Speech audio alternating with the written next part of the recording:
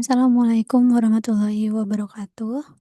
Pertama-tama saya ucapkan terima kasih yang sebesar-besarnya kepada Allah Subhanahu wa Ta'ala, sehingga saya dapat menyelesaikan tugas akhir ini. Saya juga mengucapkan terima kasih kepada seluruh dosen, pembimbing, dan penguji yang telah meluangkan waktu untuk hadir dalam sidang skripsi saya pada hari ini. Yang saya hormati Profesor Dr. Rima Triwayuningrum, STMT, selaku dosen pembimbing 1, Bapak Ahmad Yasid Eskom Mkom selaku dosen pembimbing 2.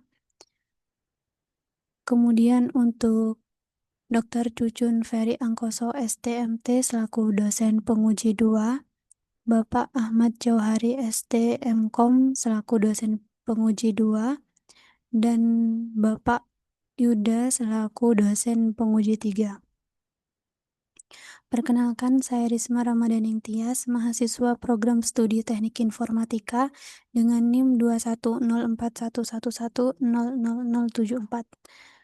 Pada kesempatan ini, saya akan mempresentasikan skripsi saya yang berjudul Deteksi Penyakit pada Daun Tanaman Padi berbasis Yolofelapan. Padi merupakan bahan makanan pokok utama masyarakat Indonesia. Provinsi Jawa Timur termasuk produsen padi terbesar di Indonesia. Menjaga kestabilan dan peningkatan produksi padi sangat penting untuk ketahanan pangan nasional. Menurut BPS Jawa Timur, terjadi penurunan produksi padi dari tahun 2020 hingga 2022. Penyakit pada daun padi menjadi salah satu penyebab utama penurunan hasil panen.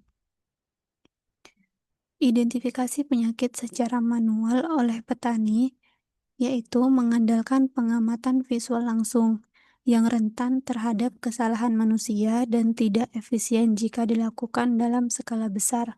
Deep learning mampu membantu dalam identifikasi penyakit secara otomatis dan cepat. Rumusan masalah dan tujuan yang pertama, berapa nilai MAP dan durasi deteksi yang dihasilkan oleh model Yolofelapan Nano dalam mengevaluasi performa deteksi penyakit daun padi.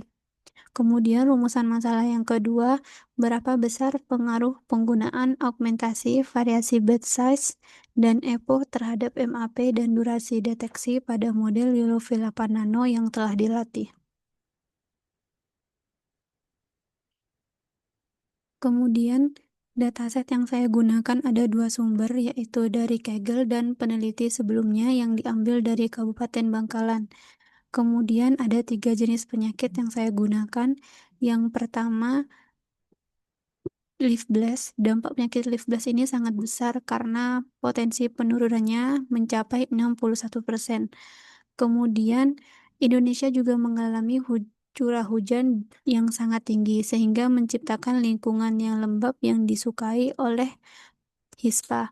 Kemudian, ada penyakit yang merupakan salah satu ancaman serius bagi tanaman padi, terutama pada lahan sawah yang mengalami kekurangan kalium. Kemudian, Yolofelapan Nano unggul dalam kecepatan dan efisiensi dengan jumlah parameter lebih sedikit, namun tetap memberikan akurasi yang baik untuk deteksi objek.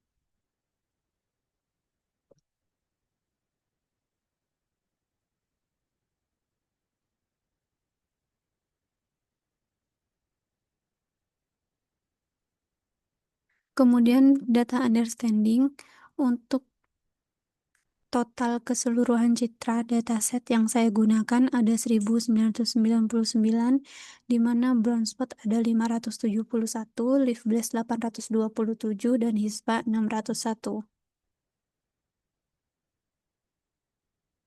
Kemudian processing data yang saya gunakan yang pertama auto orient, kemudian di resize 640 dikali 640, kemudian di split menjadi 70% untuk training, 20% untuk validasi, dan 10% untuk testing. Kemudian augmentasi citra akan digunakan jika skenario-nya dilakukan. Augmentasi citra yang digunakan ada 4, yaitu rotasi, 90 derajat rotasi, shear, dan flip. Berikut adalah modeling dari UV8 Nano di mana terdiri dari 3 tahapan, yaitu backbone, neck, dan head. Pada backbone terdapat blok konvolusi, blok C2F sebagai backbone-nya, kemudian ada blok SPPF. Kemudian di bagian neck terdapat upsample, concat, C2F, dan konvolusi. Awalnya, citra di-input sebesar 640 dikali 640 masuk ke dalam backbone, di mana backbone ini menghasilkan future map dengan skala yang berbeda. Kemudian masuk ke neck untuk menggabungkan resolusi yang dari backbone dengan menggunakan concat, upsample, dan downsample. Kemudian pada head terdapat 3 skala, yaitu 20 kali 20 untuk objek besar, 40 kali 40 untuk objek sedang, dan 80 kali 80 untuk objek kecil. Kemudian berikut arsitektur yang digunakan. Yang pertama, data diambil, kemudian data dimasukkan ke dalam platform RoboFlow untuk dilakukan pelabelan, preprocessing, augmentasi, dan split. Kemudian dataset training dan dataset validasi masuk ke training model yang menghasilkan model terlatih. Model terlatih tadi dilakukan evaluasi untuk dataset testing.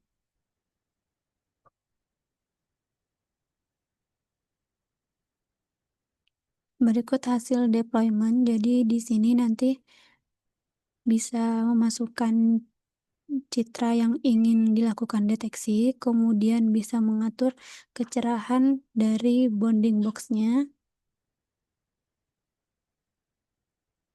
Kemudian berikut 8 skenario yang telah saya lakukan, yaitu ada penggunaan augmentasi, ada yang menggunakan, ada yang tidak, kemudian batch size 1632 dan EPO 100-300. Di sini bisa terlihat bahwa MAP 50 tertinggi itu ada yang paling bagus, yaitu tanpa menggunakan augmentasi, batch size 32 dengan EPO 100, di mana MAP-nya mencapai 76,5%.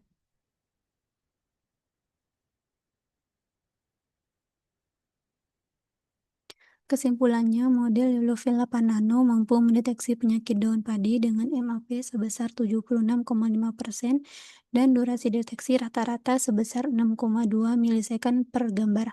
Hasil ini menunjukkan model mampu melakukan deteksi secara cepat dengan akurasi yang cukup baik. Yang kedua, penggunaan augmentasi citra tidak terlalu berpengaruh signifikan. Teknik augmentasi yang tidak tepat menyebabkan penurunan akurasi bounding box. Variasi batch size menunjukkan bahwa penggunaan batch size 32 memberikan hasil MAP yang lebih tinggi dibanding batch size 16. Namun, durasi deteksi lebih lama. Penggunaan EPO 100 secara umum memberikan peningkatan MAP dibanding 300 EPO. Cukup sekian penjelasan dari penelitian skripsi yang saya lakukan. Sebelumnya saya ucapkan terima kasih. Assalamualaikum warahmatullahi wabarakatuh.